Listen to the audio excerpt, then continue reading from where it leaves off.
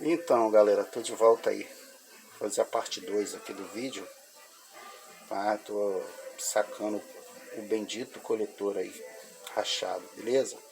Então, pra ter acesso ali aos parafusos ali de baixo, tá, ó, a gente teve que sacar aqui esse cara aqui, tá? Então você tem que sacar esse cara aqui para ter acesso ali. Um parafuso aqui na lateral e outro parafuso lá embaixo. E tem os conectores do cebolão. Tem um conector aqui do radiador ali, parte de cima, tá? Então é isso aí, pra gente chegar nos parafusos daqui, tá? Estou sacando esse aqui, já tirei um, tô sacando o outro.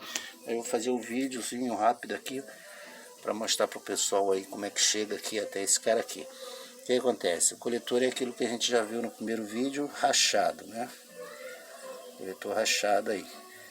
E estava quebrado tanto o parafuso dali quanto o parafuso de cá. Já tinha ido para o espaço. Só está segurando no do meio.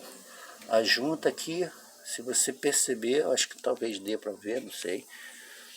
Parece que não tem nem mais junta, cara. Tem um buraco aqui, ó. Um buraco aqui, ó. Que parece que nem junta mais tem. Ah, já foi tudo pro espaço aí, sei lá, se queimou. Não sei como é que funciona isso aí. Beleza, então? Show de bola. Só para mostrar como é que trabalho que dá aqui para sacar. Depois a gente vem aí com outro coletor e faz outro vídeo aí, beleza? Um abraço.